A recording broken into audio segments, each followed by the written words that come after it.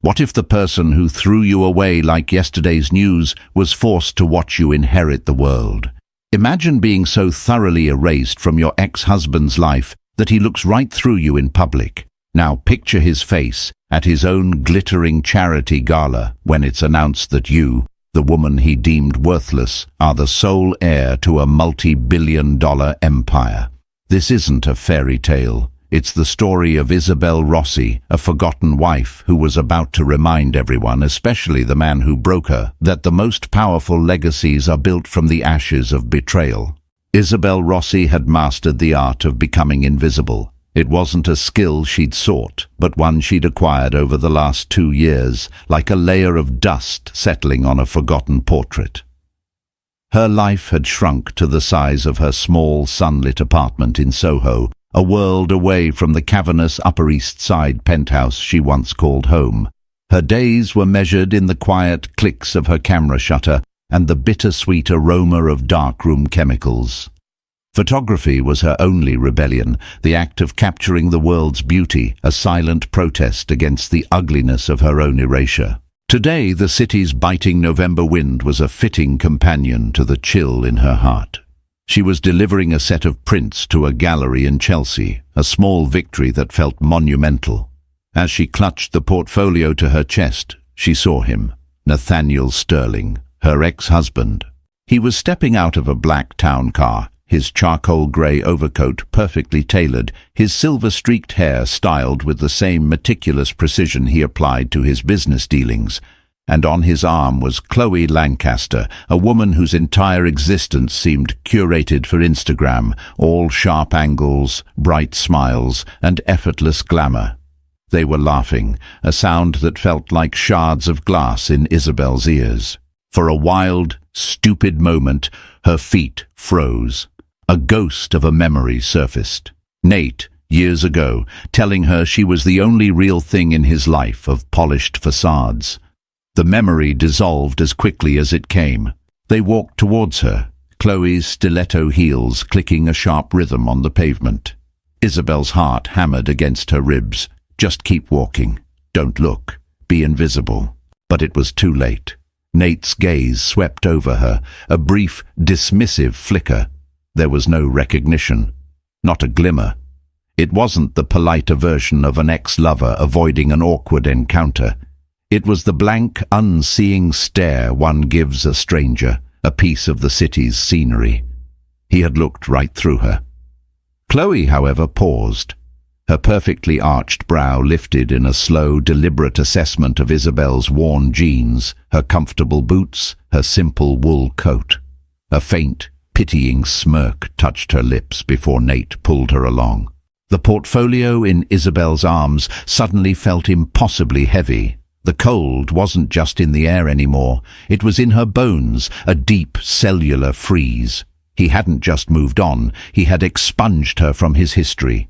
The 8 years of their marriage, her sacrifices, her support as he built his financial empire, her quiet belief in him, had been deleted from his memory. Shaking, she forced herself to move, turning the corner and leaning against the cold brick of a building, her breath coming in ragged puffs. The humiliation was a physical thing, a hot wave that washed over her, followed by a profound, aching loneliness. Later that evening, the city lights outside her window did little to dispel the gloom. She was developing photos in her makeshift darkroom when the intercom buzzed, startling her. It was the building's doorman. "Ms. Rossi, there's a courier here for you. Needs a signature."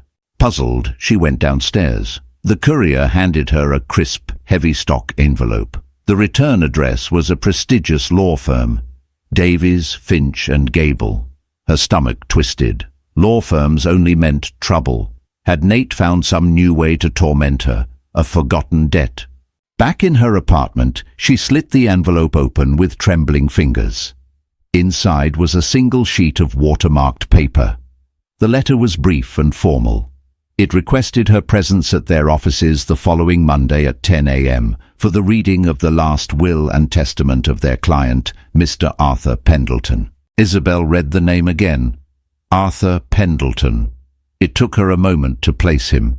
Not the billionaire industrialist of the same name who was notoriously reclusive, but Art, the quiet, elderly man who came into the cafe where she had worked part-time for the first 6 months after her divorce. He always sat at the corner table with a black coffee and a newspaper, his eyes kind but weary. They'd struck up a gentle friendship, talking about classic films and the changing seasons. She'd told him about her photography, and he'd listened with an intensity that made her feel seen for the first time in years. He'd stopped coming in a few months ago. She'd assumed he'd moved or fallen ill. Tears pricked her eyes, this time not of humiliation, but of a soft, genuine sadness for the loss of a friend. But his will? Why would she be summoned? He'd mentioned having no family. Perhaps he'd left her a book from his collection, a small, sentimental gesture. It had to be. With a sigh, she placed the letter on her counter, the mystery a small, curious flicker in the vast darkness of her loneliness. The offices of Davies, Finch and Gable were a testament to old money and silent power. Mahogany walls, leather-bound books that looked as if they hadn't been opened in a century, and a view of Central Park that was probably worth more than Isabel's entire building. She felt small and out of place in her simple black dress, the only decent one she owned. She was led into a conference room where an elderly man with a kind, serious face rose to greet her. "Ms. Rossi, I'm William Davies. Thank you for coming." "Of course," she murmured, her voice barely a whisper. "I was so sorry to hear about Art, Mr. Pendleton. He was a lovely man." Mr. Davies gestured to a chair. "He was indeed. He spoke very highly of you." Isabel sat, her hands clasped tightly in her lap. She was the only one there. "I'm a little confused as to why I'm here, Mr. Davies." The lawyer gave her a gentle, knowing look. He sat opposite her, the polished table reflecting their images like a dark, still lake. He slid a thick, bound document to the center of the table. "Isabel. May I call you Isabel?" Arthur was very specific in his instructions. He was a man who valued genuine connection above all else. He felt the world had become transactional, a series of calculated exchanges. "He told me that in you he found something he thought had vanished from the world, simple, unadulterated kindness." Isabel blushed, unsure how to respond. "We just talked. He was easy to talk to. You saw a lonely old man and offered him your time and your ear, with no expectation of reward," Davies continued, his voice soft. "You never asked who he was, what he did, or what he was worth. You just saw him. For that reason, he has named you in his will." He cleared his throat and opened the document. "I'll dispense with the legal formalities and get to the pertinent clause. To Isabel Rossi, who showed an old man that a human heart could still be a place of quiet sanctuary, I leave the entirety of my estate, including all properties, assets, stocks, and controlling interest in Pendleton Global Enterprises." The words hung in the silent, air-conditioned room. Isabel stared at him, a polite, confused smile on her face. She was sure she had misheard. "I'm sorry, the what?" "The entirety of his estate, Isabel." "No, you don't understand. The Arthur Pendleton I knew was just Art. A retired history professor," he said. "He lived in a small apartment uptown." Mr. Davies's expression was full of sympathy. He did maintain a small, modest apartment for his own peace of mind, but he was also the Arthur Pendleton, founder and CEO of Pendleton Global Enterprises. Isabel's mind went blank. The room seemed to tilt, the view of the park swaying precariously. She gripped the arms of her chair. That's not possible. That man he's a billionaire." "Was," Davies corrected gently. "His estate, after a preliminary valuation, is estimated to be worth approximately $18 billion. $18 billion. The number was an absurdity. It was a concept, not a reality. Isabel felt a hysterical laugh bubble up in her throat, but it came out as a choked sob. "Why? Why me? It doesn't make any sense." "He left a letter for you," Davies said, sliding a sealed cream-colored envelope across the table. "He explains it better than I ever could." Isabel took the envelope. Her name was written on the front in Art's familiar, slightly shaky cursive. She couldn't bring herself to open it. Not yet. Her entire reality had been fractured in the space of a minute. The floor beneath her felt like sand. "We will handle everything," Mr. Davies assured her. "The transition, the press, the board. We have a team ready. Arthur anticipated this would be a shock. Our primary goal is to protect you." The rest of the meeting was a blur. Davies spoke of trusts and holding companies, of board seats and philanthropic foundations. Isabel nodded, but the words were just sounds. She thought of Nate, of his dismissive glance. She thought of the condescending smirk on Chloe's face. She thought of her tiny apartment and the struggle to pay rent, the quiet desperation that had been her constant companion. $18 billion. It wasn't a reward. It felt like a weapon. A terrifying, impossibly heavy weapon had just been placed in her hands, and she had no idea how to wield it. As she left the building and stepped back onto the bustling New York street, the city looked different. The people, the cars, the towering skyscrapers, they all seemed part of a world she no longer belonged to. She was a ghost who had just inherited an empire, and the weight of it threatened to crush her. The invitation arrived 2 days later, delivered by messenger. Thick embossed cardstock announcing the Sterling Foundation annual gala. It was Nate's crown jewel, a night where the city's elite gathered to write checks and have their egos stroked. An invitation was sent to the estate of Arthur Pendleton, a courtesy to a deceased business titan. Mr. Davies had it forwarded to her. "You don't have to go," he'd said over the phone, his voice laced with concern. But Isabel knew she did. It wasn't about revenge, not exactly. It was about reclamation.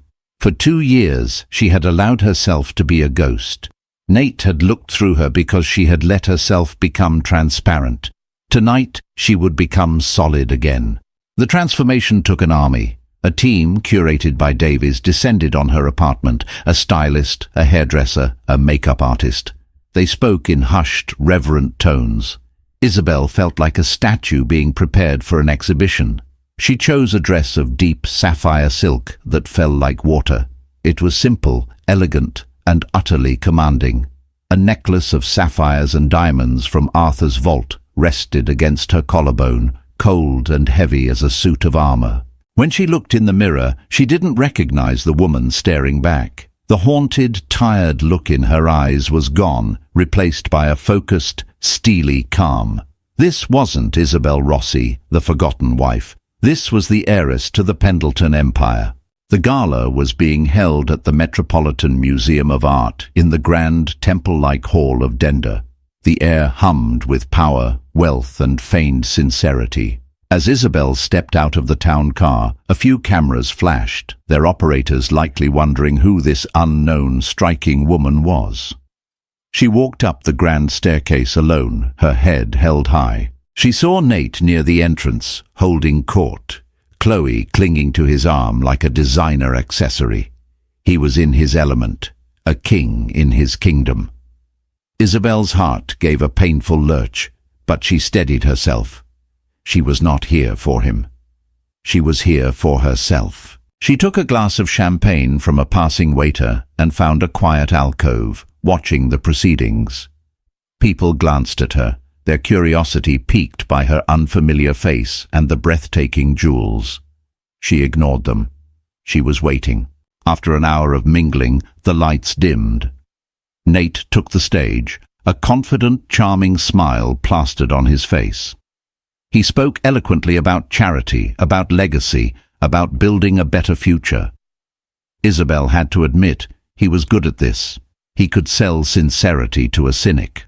"Legacy isn't just about what we build," he declared, his voice resonating through the vast hall. "It's about who carries it forward. It's about ensuring that our work, our values, continue to shape the world long after we are gone." As he finished to a round of enthusiastic applause, he remained on the stage. "And now we have a special, if somber, announcement. As many of you know, our city recently lost a true giant of industry, a man whose legacy is immeasurable, Mr. Arthur Pendleton." A respectful murmur went through the crowd. Nate continued. His longtime legal counsel, Mr. William Davies, is here to say a few words about the future of the Pendleton Foundation, which has been a great friend to our own. Isabel's breath caught. It was happening. Mr. Davies, looking distinguished and calm, walked to the podium. He adjusted the microphone. Thank you, Nathaniel. Arthur Pendleton was a man of great vision and even greater privacy. His final wishes were a reflection of his unique character. While the Pendleton Foundation will indeed continue its work with a new endowment, his primary legacy, his entire personal and corporate estate, is to be entrusted to a single individual. The crowd buzzed with anticipation. Names were whispered, a rumored secret son, a long-lost relative. Davies let the suspense build for a moment before continuing. Arthur believed that character was forged not in boardrooms, but in the quiet moments of compassion. He sought a successor who possessed not a lust for power, but a capacity for grace. He has bequeathed the entirety of his fortune and controlling interest in Pendleton Global Enterprises to someone he believed embodied that spirit. He paused, and his eyes scanned the crowd, finally landing on Isabel's alcove. He gave a slight, almost imperceptible nod. That individual is with us tonight. Please join me in acknowledging the sole heiress to the Pendleton estate, Ms. Isabel Rossi. A collective gasp sucked the air out of the room. The silence that followed was absolute, deafening. Every head turned, searching. On stage, Nate's charming smile froze, then crumbled. The color drained from his face, leaving a sickly, waxy pallor. He stared at Davies, his eyes wide with utter, uncomprehending disbelief. Chloe's hand, which had been resting on his arm, dropped away as she scanned the crowd with a frantic, confused expression. Slowly, gracefully, Isabel stepped out of the shadows. The sapphire dress seemed to capture and hold the light. The diamonds around her neck glittered like ice. She met Nate's gaze across the cavernous room. The shock on his face was swiftly replaced by a maelstrom of emotions. Confusion, rage, and a dawning, sickening horror. He was looking at her now, really looking at her. And in his eyes, she saw not just recognition, but the terrifying realization that the ghost he had ignored, the woman he had erased, now held the power to erase him. The invisible woman was now the most powerful person in the room. The aftermath was a tidal wave. The gala erupted into a frenzy of whispers and frantic glances. Isabel didn't stay to watch Nate's public implosion. Flanked by two discreet security men hired by Davies, she was whisked away before a single reporter could reach her, leaving a bomb of her own making to detonate in her absence. The next morning, her name was everywhere, the mystery heiress, the waitress who inherited billions, the ex-wife's ultimate revenge. They painted her as a Cinderella, a gold digger, a vengeful goddess. None of them knew the truth. None of them knew about the quiet conversations over coffee with a lonely old man. Her phone, a simple device she rarely used, became a source of terror. Calls and texts flooded in from people she hadn't heard from in years, distant relatives, old college friends, and, of course, Nate. He had called 37 times. He'd left a string of increasingly desperate voicemails. Izzy, call me. There's been a mistake. Isabel, we need to talk. This is insane. For God's sake, what is going on? How could you do this? I don't understand. That old man from the coffee shop. Was this a game? Were you playing me the whole time? His confusion was laced with an indignation that was so quintessentially Nate. The assumption that this, too, was somehow about him. The possibility that she had a life, a connection, a destiny separate from his, was inconceivable to him. To escape the siege on her Soho apartment, Mr. Davies had her moved into Arthur's residence, the penthouse at the top of the Pendleton Tower on Park Avenue.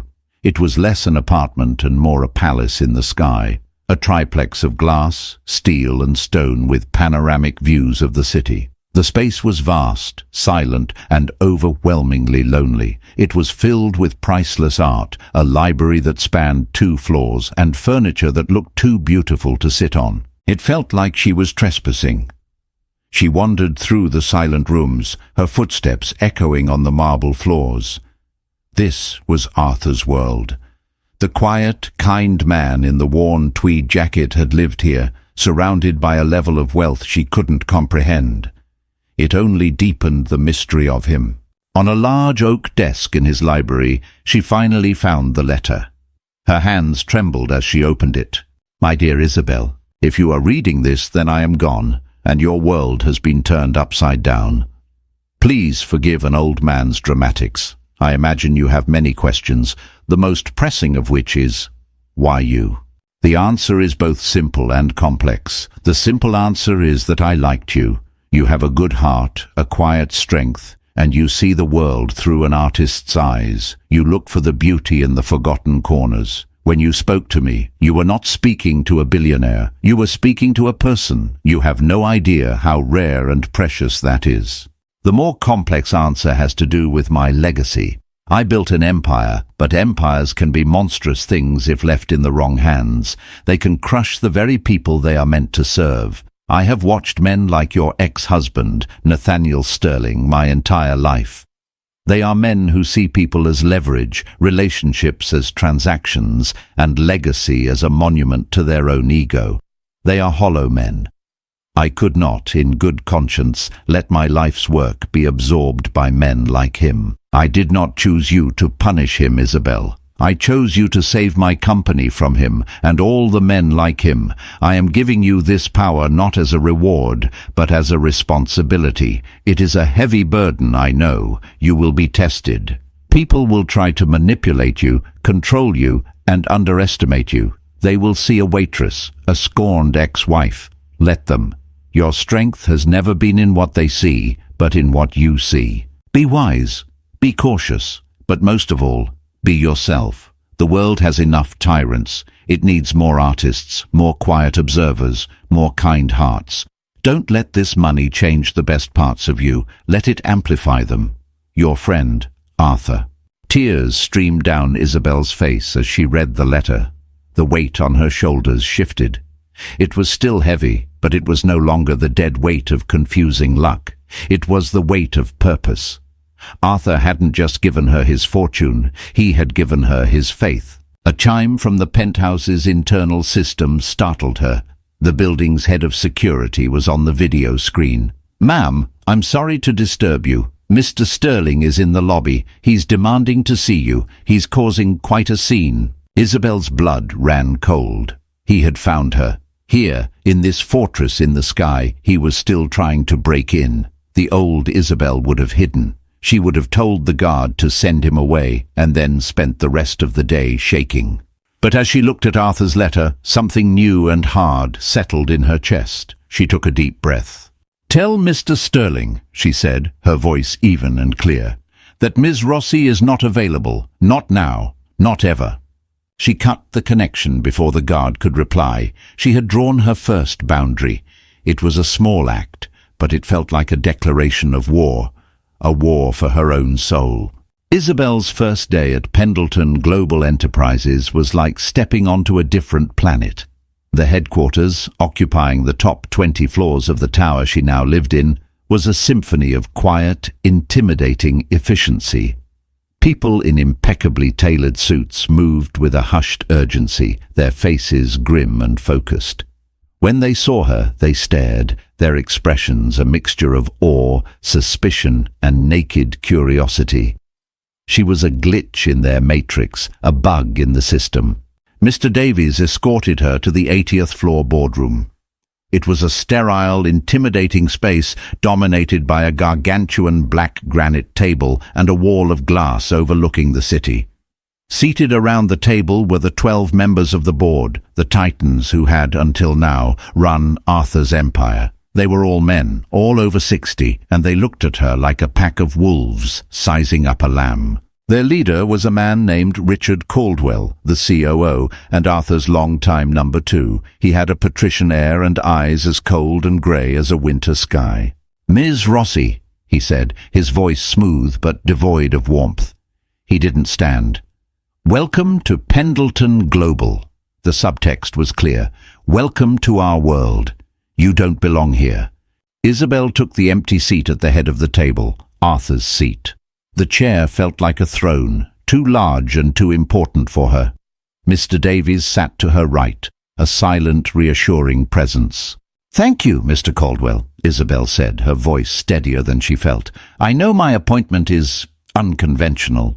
"Unconventional is one word for it," another board member muttered, a portly man with a florid face. Arthur was a genius, but in his final years, his eccentricity got the better of him. Caldwell shot him a quelling look, but the sentiment hung in the air. They thought she was a fool, a whim of a dying man. They were already planning how to manage her, how to sideline her and retain their power. "Arthur was very clear in his directives," Mr. Davies interjected calmly. "Ms. Rossi holds the controlling shares. Her vote is the only one that ultimately matters. She is the final authority on all company matters." The men shifted uncomfortably. The reality of their new power dynamic was beginning to sink in.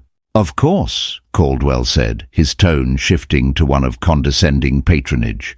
"We are all here to support Ms. Rossi and ensure a smooth transition. Perhaps you could start by telling us a little about your vision for the company." It was a trap. They expected her to have no vision, to say something naive and idealistic that they could easily dismiss. Isabel thought of Arthur's letter. "Don't let this money change the best parts of you. Let it amplify them." She met Caldwell's gaze directly. "My vision, Mr. Caldwell, is to first understand Mr. Pendleton's vision. I'm not here to tear down his life's work. I'm here to honor it. For the next few months, my plan is to listen, to learn every facet of this company. I will be meeting with every department head. I will be reviewing every major project. I will not be making any significant changes until I understand this company as well as Arthur did. Until then, I expect you all to continue your duties as you always have." Her answer surprised them. It wasn't foolish or emotional. It was measured, respectful, and logical.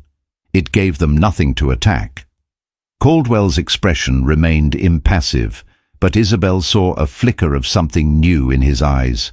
Grudging respect. The meeting continued for 2 hours. They spoke a language of acronyms and financial projections that was completely foreign to her.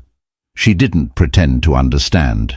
She listened, she took notes, and she asked simple, direct questions that occasionally seemed to catch them off guard. Just as the meeting was adjourning, Caldwell's assistant entered, her face pale.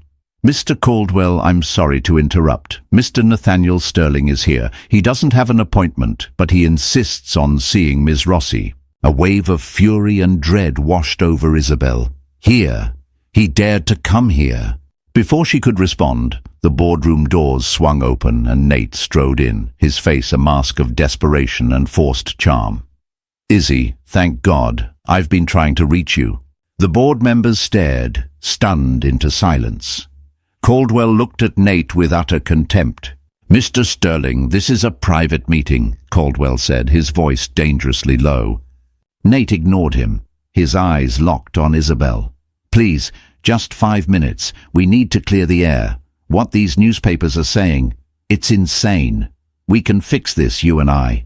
He was trying to create a narrative, to imply a conspiracy between them in front of the board. He was trying to regain control. Isabel stood up slowly. The room was silent.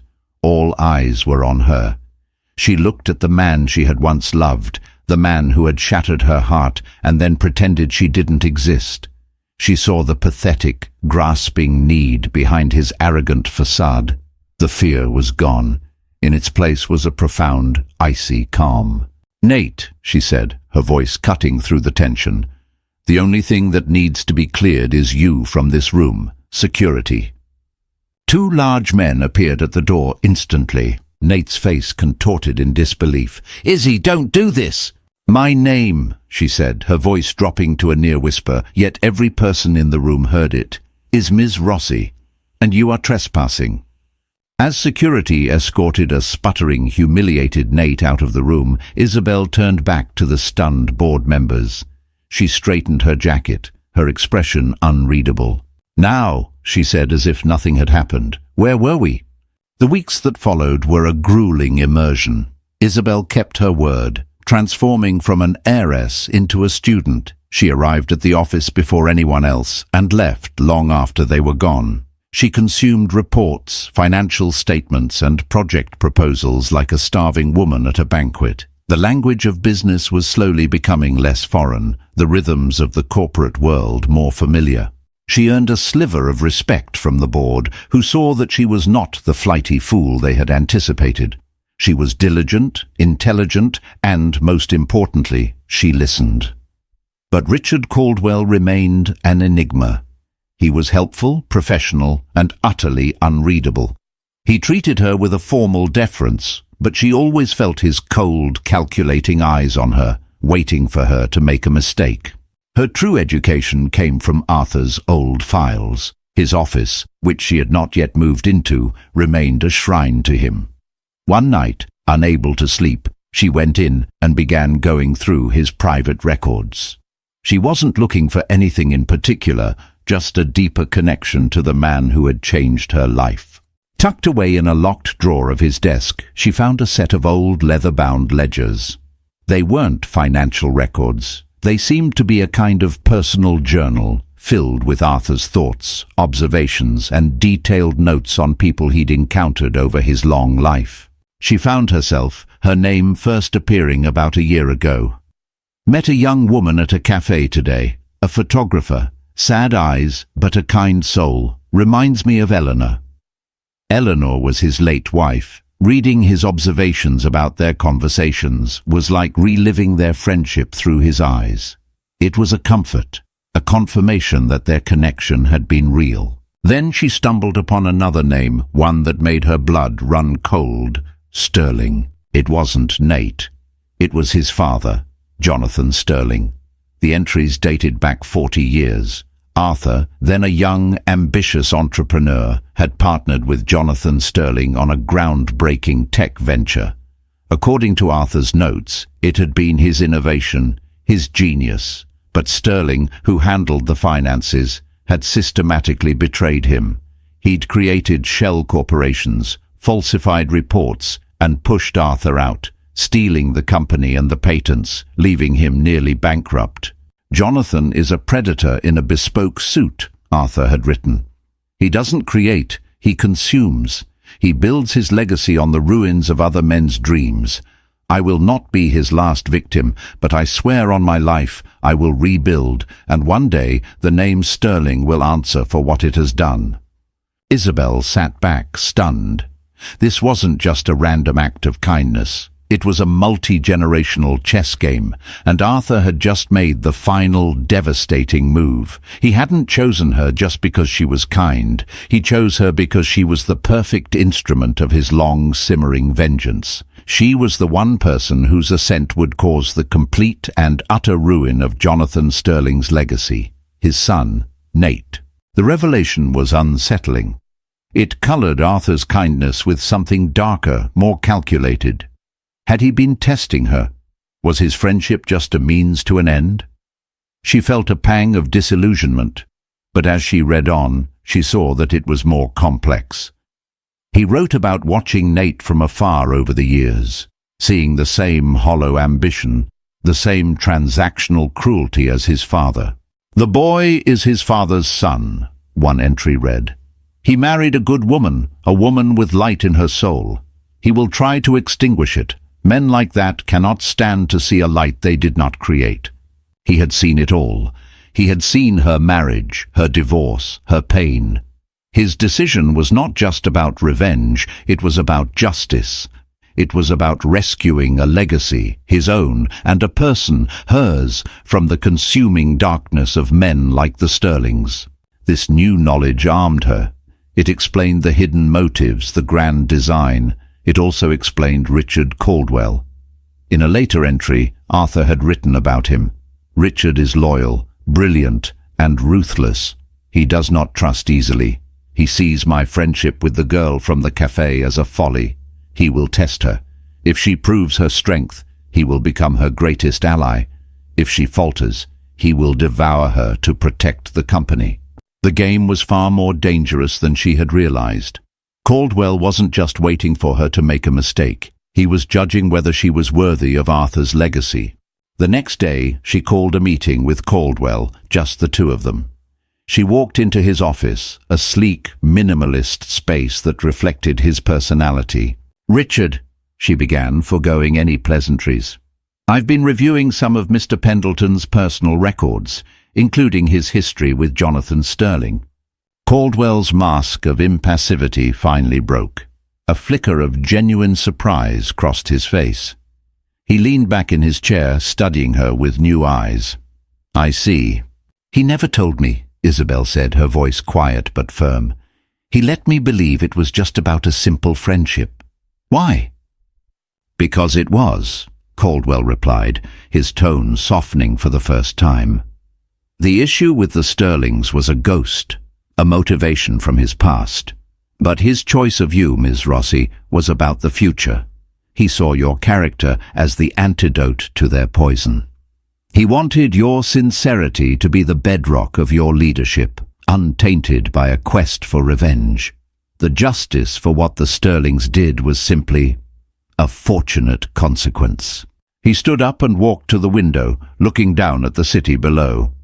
Arthur's greatest fear was that his empire would become a reflection of men like Jonathan and Nathaniel Sterling, cold, rapacious, devoid of humanity. He gave it to you because he believed you would protect its soul. He turned to face her, and for the first time she felt he was truly seeing her, not as an inconvenience, but as a successor. "The question is, Ms. Rossi," he said, his voice now a low challenge, "what are you going to do with it?" The gauntlet had been thrown. The test had begun. The fall of Nathaniel Sterling was not a sudden, explosive event. It was a slow, agonizing slide. The story of the gala became a legend in New York's financial circles, a cautionary tale whispered at every bar and boardroom. Nate, once the golden boy, was now a pariah. The humiliation was a stain he couldn't wash off. Clients, spooked by his public unraveling and the perception that he was a fool, began to pull their accounts from his firm. His partners, seeing the writing on the wall, started maneuvering to buy him out. The Sterling name, once his greatest asset, was now an anchor dragging him to the bottom. Chloe Lancaster was the first rat to leave the sinking ship. Isabel saw a blurb in a gossip column. Chloe was now being seen with a European prince. The article quoted an anonymous friend who said Chloe had been deeply disturbed by Nate's instability and had ended the relationship to protect her own well-being. It was a masterclass in public relations spin. She had stripped him of his dignity and then his arm candy. Isabel watched it all from the protected fortress of Pendleton Tower. She felt a grim, distant satisfaction, but it wasn't the triumphant feeling she might have expected. It was more like watching a storm rage from a safe distance, a storm she had inadvertently created. The raw, personal pain Nate had caused her was being replaced by a kind of detached pity. She was too busy to dwell on it. Under Caldwell's surprisingly dedicated mentorship, she was learning to wield her power. She discovered she had a natural instinct for it, an ability to cut through the noise and see the human element in every business decision. She launched a new initiative for the Pendleton Foundation, a massive grant program to support emerging artists and photographers, a nod to the dream she had once been forced to abandon. The move was lauded in the press. She was no longer the waitress heiress. She was the patron of the arts, a visionary carrying on Arthur's philanthropic spirit. About 3 months after the gala, her assistant informed her that Nate was in the lobby. Again. This time, he hadn't come demanding to see her. He had simply said he would wait. All day, he sat in the public lobby of the Pendleton Tower, a ghost in a place of power. The security guards kept a wary eye on him, but he made no trouble. He just sat, staring at nothing, a man who had lost his kingdom, now sitting on a designer bench that felt like a cardboard throne. As Isabel was leaving for the day, she passed through the lobby. She could have taken a private elevator, but she chose not to. She needed to close this chapter. He looked up as she approached. The change in him was shocking. The arrogant gleam in his eye was gone. His expensive suit was rumpled, his face was gaunt, and he looked broken. "Izzy," he said, his voice a hoarse croak. He stood up but seemed unsteady on his feet. "Hello, Nate," she said. Her voice was not cold, not angry. It was just calm. I just wanted to talk," he stammered. "Not about the money, not about any of that. I wanted to say, I'm sorry." The apology, when it finally came, felt hollow, anticlimactic. It was a word spoken too late, after the wound had already scarred over. "I know," she said simply. His face crumpled. "You don't understand. I lost everything. My firm, my reputation. Chloe, it's all gone." "You didn't lose it, Nate," she said, her voice gentle but firm. "It was taken." "No, that's not right either. It was never really yours to begin with. Your firm was built on your father's reputation. Your reputation was built on an image you projected. And Chloe was with the image, not with you. It was all a house of cards. Arthur's will wasn't a storm. It was just a gust of wind." He stared at her, the raw, unvarnished truth hitting him harder than any insult ever could. "What am I supposed to do now?" he whispered, his voice cracking. It was the first honest question he had ever asked her. Isabel looked at the man before her, no longer a monster from her past, but a deeply flawed, pathetic human being. The anger she had held for so long finally, completely dissolved. There was nothing left to hate. Her redemption, she realized in that moment, had nothing to do with his destruction. It had to do with her own construction. "I don't know, Nate," she said, and her voice was filled with a surprising sincerity. "For the first time in your life, you get to decide what you're made of, without your father's name or your money to hide behind. You have to build something real. That's all any of us can do." She turned and walked away, not looking back. She left him standing in the cavernous lobby, a solitary figure dwarfed by the empire she now commanded. There was no triumph in her steps, only the quiet, steady rhythm of a woman finally, truly, walking into her own life. 6 months later, spring had arrived in New York, painting the city in soft shades of green and gold. The air was filled with a sense of renewal that echoed in Isabel's own heart.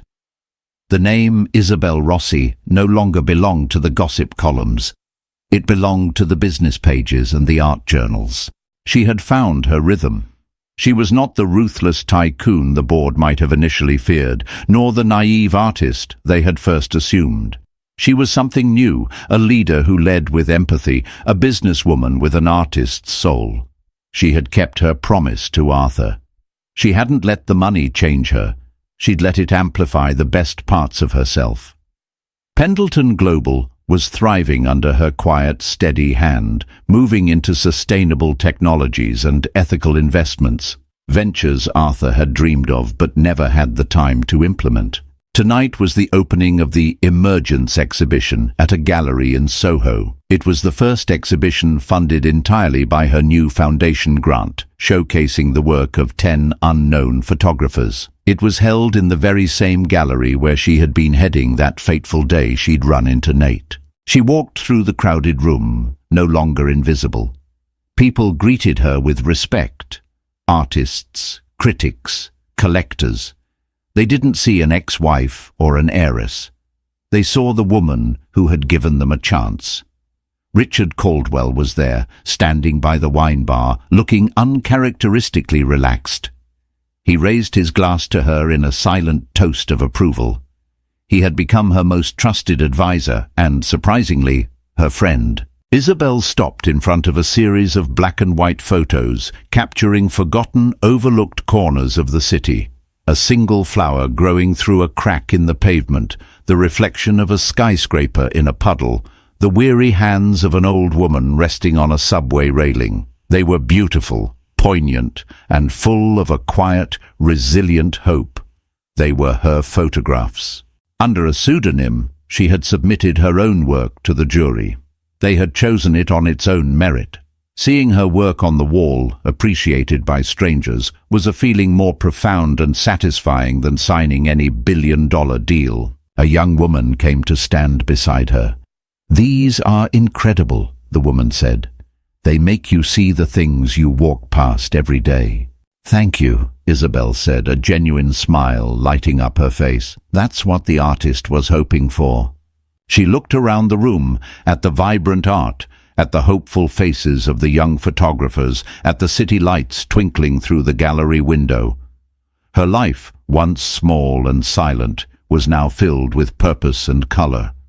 The ghosts of her past were finally gone. Nate, his father, their legacy of hollowness. They were nothing more than faded photographs from a life she no longer lived. Arthur had given her a key to an empire, but what he had really given her was the key to her own life. She was no longer the subject in someone else's portrait. She was the curator, the artist, the visionary. And this was only the beginning. Isabel Rossi had finally emerged, and she was ready to frame her own future. Isabel's journey shows us that true power isn't about the money you have, but the person you become when everything is stripped away. She went from being an invisible woman, ignored by the man who should have valued her most, to a titan of industry who reshaped a legacy on her own terms. Her redemption wasn't in her ex-husband's downfall, but in her own rise. A rise built on kindness, resilience, and the courage to finally be seen. What did you think of Isabel's story? Do you believe in karmic justice? Let me know your thoughts in the comments below. If you were moved by her incredible transformation, please give this video a thumbs up, share it with someone who loves a story of strength and redemption, and don't forget to subscribe for more emotional stories that will stay with you long after you've finished watching.